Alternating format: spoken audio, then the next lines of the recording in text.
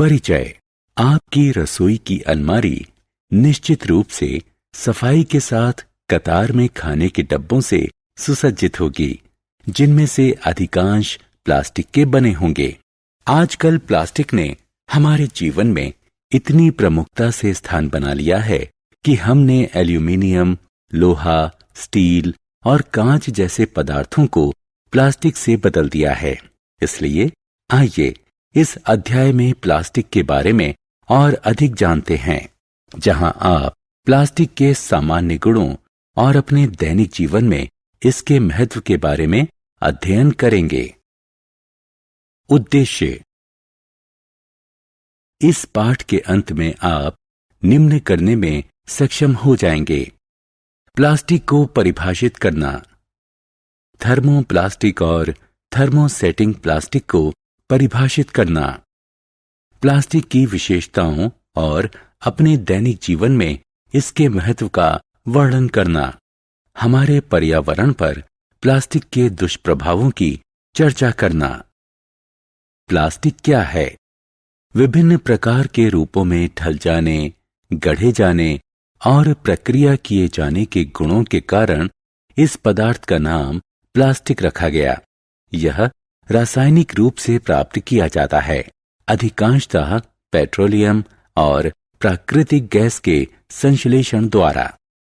संश्लेषित रेशे के समान प्लास्टिक भी एक बहुलक है, जो कई छोटी समान इकाइयों को मिलाकर बनाया जाता है।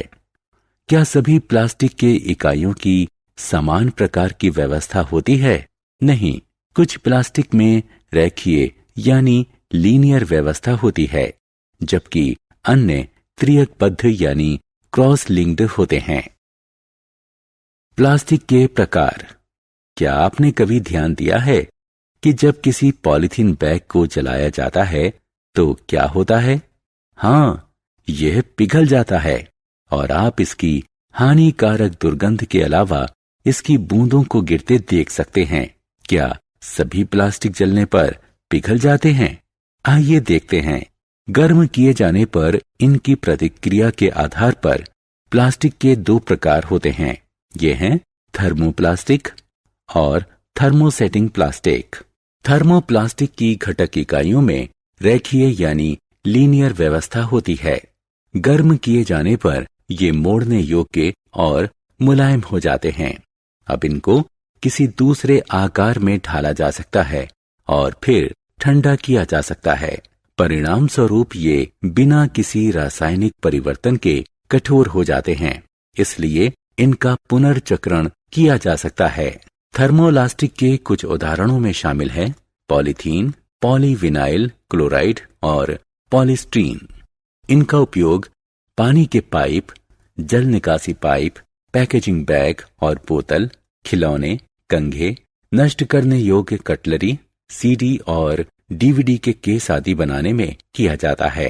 थर्मोसेटिंग प्लास्टिक में इसकी घटक इकाइयों की त्रियकबद्ध यानी क्रॉस लिंक्ड व्यवस्था होती है। इनको केवल एक बार पिघलाया जा सकता है और ये एक बार आकार लेते हैं। कठोर कर दिए जाने के बाद ये कठोर ही रहते हैं। बाद में गर्म करने पर ये मुलायम नहीं होते और इसीलिए अपना आकार नहीं बदलते, इसलिए इनका पुनर्चक्रण नहीं किया जा सकता। बैकलाइट और मेलामाइन। थर्मोसेटिंग प्लास्टिक के दो उदाहरण हैं। विद्युत के स्विच, बर्तनों के हैंडल बैकलाइट से बने होते हैं, क्योंकि ये ऊष्मा और विद्युत के कुचालक होते हैं, जबकि मेलामाइन का उपयोग जमीन की टाइल और रसोई की वस्तुएं तथा कुछ निश्चित कपड़े बनाने के लिए किया जाता है, क्योंकि ये अग्नि प्रतिरोधक होते हैं। पसंदीदा पदार्थ के रूप में प्लास्टिक। प्लास्टिक का उपयोग इतने व्यापक स्तर पर क्यों होता है? प्लास्टिक के बर्तनों का उपयोग अधिकांशतः अनाज, अचार, नमक और मसालों के संग्रहण के लिए किया जाता है, क्योंकि ये अपेक्षाकृत अनभिक्रियाशील और आर्द्रतारोधी होते हैं। चूंकि प्लास्टिक विद्युत का कुचालक है, इसलिए विद्युत के तारों पर प्लास्टिक का आवरण होता है। क्या आपने कभी ध्यान दिया है कि खाना बनाने के लिए उपयोग किए जाने वाले बर्तनों के हैंडल प्लास्टिक के होते हैं? प्लास्टिक के ऊष्मा का कुचालक होने के कारण हम गर्म बर्तन के हैंडल को आसानी से पकड़ सकते हैं। हमारे दैनिक जीवन में प्लास्टिक, ऐसा एक भी दिन नहीं बीतता जब हमने कोई ऐसी वस्तु देखी या उपयोग ना की हो जो प्लास्टिक की बनी हो। इसे उपयोग में आसान बनाने वाले विभिन्न प्रकार के इसके गुणों के कारण इसने हमारे जीवन में प्रमुख स्थान ले लिया है। यह हवाई जहाज, अंतरिक्ष यान और कारों में अपने हल्के वजन तथा मजबूती के कारण उपयोग किया जाता है। इनका उपयोग व्यापक स्तर पर गोलियों की पैकेजिंग, जख्मों की सिलाई के लिए उपयोग किए जाने वाले धागे, सिरिंज, डॉक्टर के दस्ताने और कई मेडिकल उपकरणों में किया जाता है। क्या आपने कभी डोसे बनाने के लिए उपयोग किए जाने वाले फ्राइंग पैन पर ध्यान दिया है? आपने इसके ऊपर काले रंग की एक परत देखी होगी। यह टेफ्लॉन है, जो एक प्रकार का विशेष प्लास्टिक है जिस पर तेल और पानी चिपकता नहीं है, अतः इसका उपयोग बर्तनों पर गैर चिपचिपी परत के तौर पर किया जाता है। आपको जानकर हैरानी होगी कि अग्निरोधी प्लास्टिक भी होते हैं। हाँ, अग्निशमन दल के लोगों की वर्दी को अग्निरोधी बनाने के लिए उस पर मेलामाइन प्लास्टिक की परत चढ़ी होती है। प्लास्टिक और पर्यावरण। क्या हम प्लास्टिक के बिना जीवन की कल्पना कर सकते हैं? नहीं, निश्चित रूप से हम नहीं कर सकते, क्योंकि हमारे नष्ट हो रहे प्राकृतिक संसाधन के इस समय में यह एक वैकल्पिक स्रोत है। लेकिन हमने इसके लिए क्या कीमत चुकाई है? हम जानते हैं कि संश्लेषित पदार्थ होने के कारण प्लास्टिक जैव अनिम्नीकरणीय है, क्योंकि इसे नष्ट करने वाले आवश्यक किण्वक यानी एंजाइम, विश्लेषण करने वाले यानी नष्ट करने वाले तत्व जैसे विभिन्न जीवाणु और फफूंद में मौजूद नहीं होते। अतः प्लास्टिक के ढेर को एकत्रित कर गड्ढों में जमा किया जाता है, जिससे वे वहां मिट्टी तथा आसपास के जल स्रोतों में जहरीले रसायन उत्सर्जित करते हुए सैकड़ों वर्षों तक रहेंगे।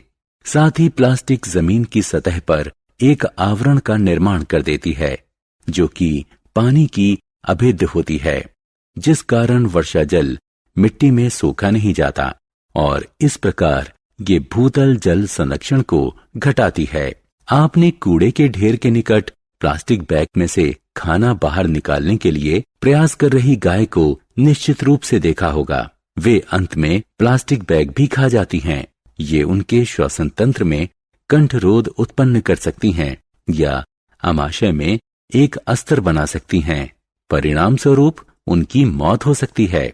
प्लास्टिक को जलाने पर यह वातावरण में जहरीला धुआं छोड़ता है। प्लास्टिक से जल भराव का भी खतरा है। जब ये प्लास्टिक नालियों में भरकर उन्हें बंद कर देती है तो नालियां वर्षा काल में वर्षा के दौरान अत्यधिक भर जाती हैं, जिससे जल भराव की स्थिति बन जाती है। प्लास्टिक और पर्यावरण। हमारे पर्यावरण को प्लास्टिक के बढ़ते ढेर से बचाने के लिए पर्यावरणीय दृष्टिकोण से जागरूक नागरिक होने के नाते ऐसे कई कदम हैं जो हम उठा सकते हैं। हम प्लास्टिक बैग को पटसन या हस्त निर्मित कागजी बैग से बदल सकते हैं। कहीं भी, विशेष रूप से सड़क पर या जल स्रोतों में फेंकने के बजाय प्लास्टिक बैग या अन्य पदार्थों को जैव अनिम्नीकरणीय के रूप में चिन्हित कूड़े के डिब्बे में फेंकें और इस प्रकार इन्हें जैव निम्नीकरणीय अपशिष्टों से अलग रखा जा सकता है। प्लास्टिक के अपशिष्टों को पुनर्चक्रण करने के लिए अपशिष्ट विक्रेता को बेचें। 4 R की नीति का उपयोग करें, अर्थात रिड्यूस यानी घटाना, रीयूज यानी पुनः उपयोग, रिसाइकिल यानी पुनर्चक्रण और रिकवर यानी पुनः प्राप्ति। सारांश। आइए हमने जो कुछ सीखा है उसे संक्षेप में दोहराएं। प्लास्टिक बहुलक होते हैं। थर्मोप्लास्टिक और थर्मोसेटिंग प्लास्टिक दो महत्वपूर्ण प्रकार के प्लास्टिक हैं। प्लास्टिक अप्रतिक्रियात्मक, हल्के, मजबूत, टिकाऊ और ऊष्मा तथा विद्युत के कुचालक होते हैं। प्लास्टिक का उपयोग व्यापक स्तर पर स्वास्थ्य देखभाल उद्योग, भवन निर्माण सामग्री और पाइपलाइनों में किया जाता है। जलने पर प्लास्टिक जहरीली गैसों का उत्सर्जन करता है। प्लास्टिक अपने जैव अन्यूनीकरणीय प्रकृति के कारण नष्ट होने में सैकड़ों वर्ष लेता है। 4R की नीति का उपयोग करें, अर्थात रिड्यूस यानी घटाना, रीयूज यानी पुनः उपयोग, रिसाइकिल यानी पुनर्चक्रण और रिकवर यानी पुनः प्राप्ति।